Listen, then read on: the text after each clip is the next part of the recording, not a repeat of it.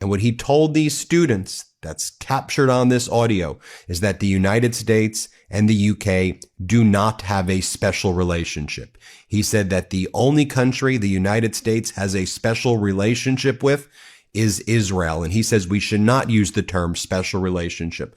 Also captured on this audio that was made public by the Financial Times, the UK ambassador to the United States, Christian Turner, said that he is shocked that no heads have rolled in the Trump regime based on their connections to Jeffrey Epstein and all of the appearances of Trump and his cabinet on the Epstein files. So MeidasTouch just exposed a massive diplomatic bombshell that mainstream media completely buried. While Trump was staging royal theater, Britain's own ambassador was caught on tape saying America's only special relationship is with Israel, not the UK. This audio leak timing during the King Charles visit, that's strategic warfare. Let's break this down. It should be noted that Christian Turner, now the UK ambassador to the United States, not sure if he'll be holding that ambassadorship very long after this, he replaced Peter Mandelson, and Peter Mandelson was the UK ambassador to the United States, but he was removed from that position after all of his extensive links to Jeffrey Epstein were uncovered in Epstein's birthday book that Donald Trump was also in. He was all over the Epstein files. The irony is staggering here. Britain literally fired their previous ambassador, Peter Mandelson, for Epstein connections, yet Trump's entire cabinet is crawling with Epstein associates who face zero consequences. Turner's pointing out the obvious double standard. Heads should roll, but Trump protects his cronies while demanding accountability from allies. There's nothing that UK ambassador said, though, that is false. It is all true, and frankly, I think one of the reasons why Keir Starmer has lost a lot of popularity, unlike Prime Minister Carney, is that Keir Starmer doesn't say those things. I think everybody in UK feels exactly what that ambassador is saying. That's what everybody knows is true. And so that's what needs to be said. And I think rather than deny that that's the reality, that should be the official position. Exactly right. Diplomatic scandals aren't usually about lies. They're about accidentally telling uncomfortable truths. Turner said what every British official thinks privately, that America prioritizes Israel over historical allies and ignores corruption in plain sight.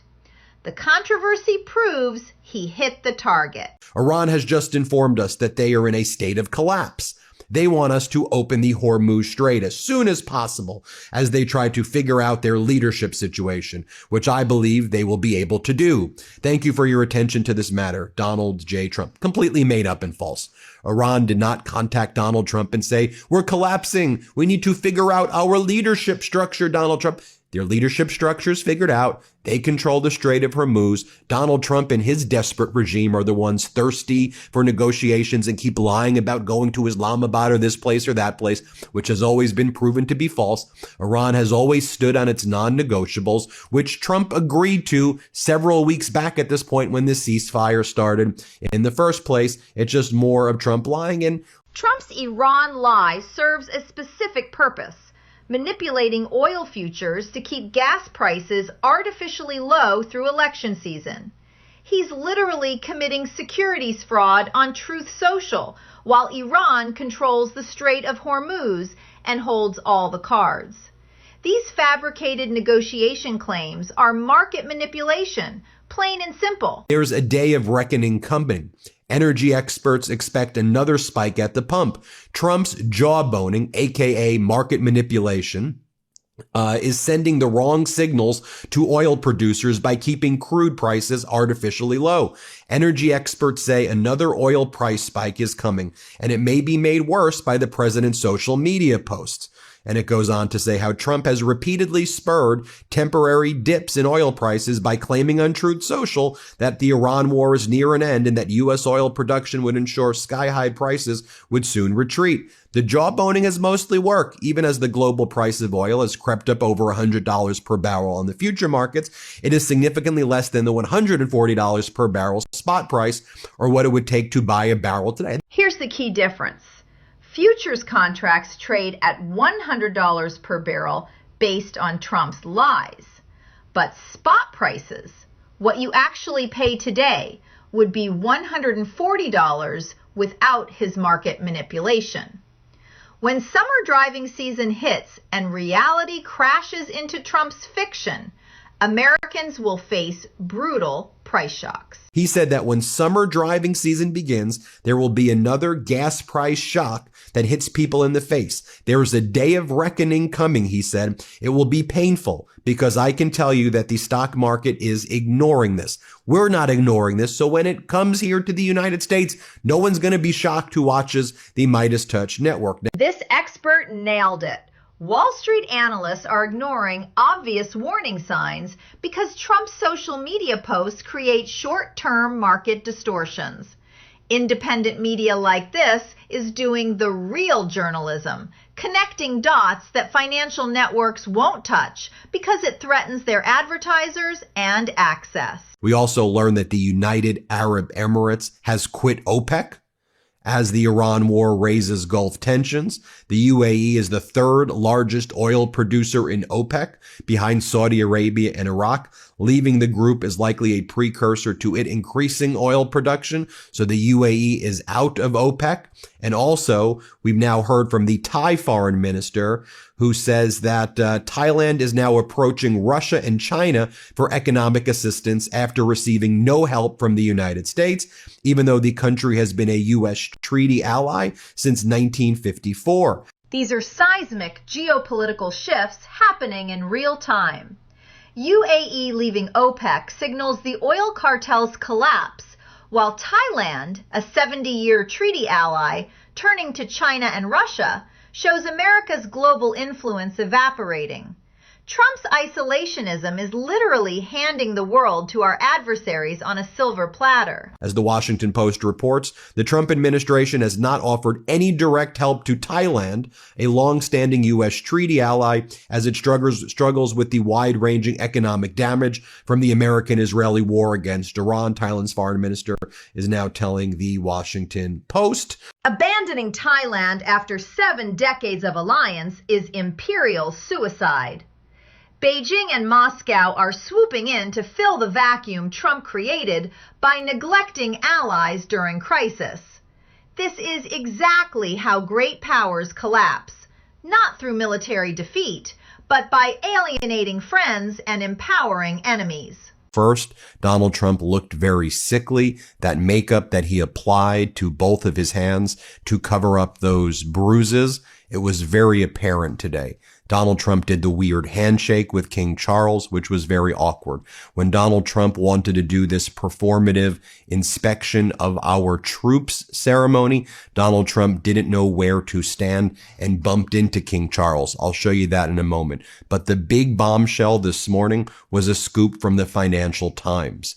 They were able to get an audio of the UK ambassador to the United States, a guy by the name of Christian Turner, and he was speaking to students from the UK who were in Washington, D.C. The timing couldn't be worse for Trump. While he's literally bumping into foreign royalty and covering bruises with makeup, his own diplomat is exposing American weakness on the world stage. King Charles witnessing this diplomatic meltdown in person makes it infinitely more humiliating for the administration. And also, just as the American people are suffering right now, and as people are living paycheck to paycheck here, if they're lucky enough to get a paycheck, while gas prices are through the roof, while people can't afford anything in the United States, I want you to watch right here, though, as like Donald Trump tries to create this, this lavish royal event at the White House, and it's just so detached from what the American people are experiencing. And I think when the American people watch this, it's just frankly vomit inducing that this is where the regime puts their attention to while ripping away health care from people. Let me show you this clip right here.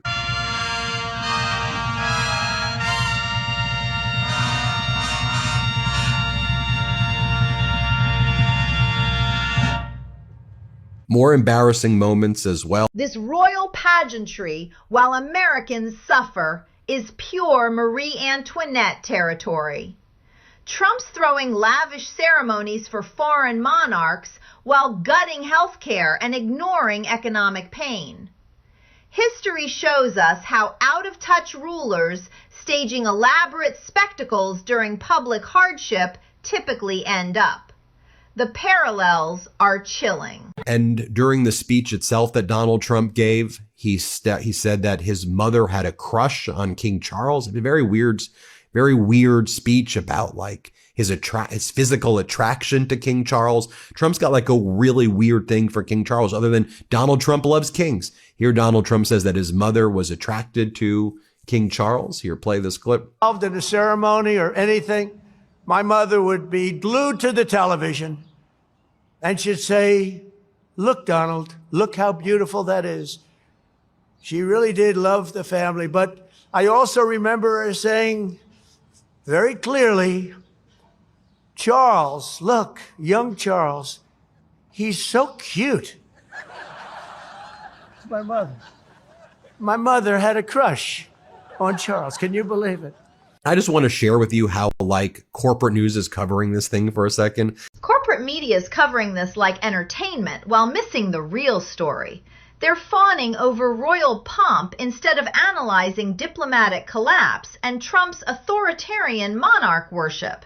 That's exactly why independent journalism matters. Substance over spectacle, analysis over access. The National Trust for Historic Preservation is a beautiful name, but even their name is fake, and that's all in caps.